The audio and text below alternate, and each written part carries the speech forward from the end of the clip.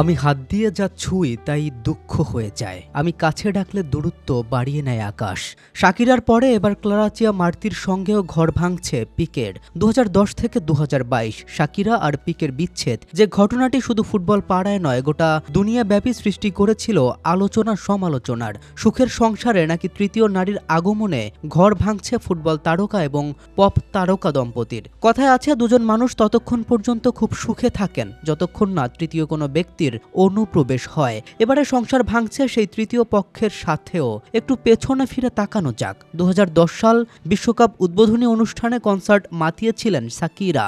সেখান থেকেই পরিচয় ফুটবল তারকা পিকের সঙ্গে। তারপর মন দেয়া নেয়া প্রণয়ের বন্ধনে আবদ্ধ হওয়া। সে আবদ্ধতা বিয়ে পর্যন্ত না গড়ালেও তারা একত্রে একই ছাদের নিচে কাটিয়েছেন 12টি বছর, অর্থাৎ এক যুগ।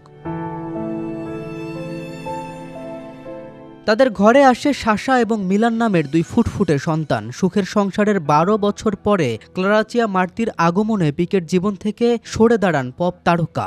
2022 সালে তিনি বিচ্ছেদের ঘোষণা দেন। এই নিয়ে তিনি গানও করেন। তবে শাকিরার আর্তনাদ যেন শুনেছিল প্রকৃতি। রিভেঞ্জ অব নেচারের মায়াজালে 3 বছরের ব্যবধানে আবারও বিচ্ছেদ হচ্ছে পিকে এবং মার্তির। বিচ্ছেদের সত্যতা নিশ্চিত করেছে স্প্যানিশ গণমাধ্যম। তবে তার কারণ সম্পর্কে জানতে হলে হয়তো অপেক্ষা করতে হবে আরও কিছুদিন। কেম রাফিন, বিডি আর্কাইভ, ডেস্ক রিপোর্ট।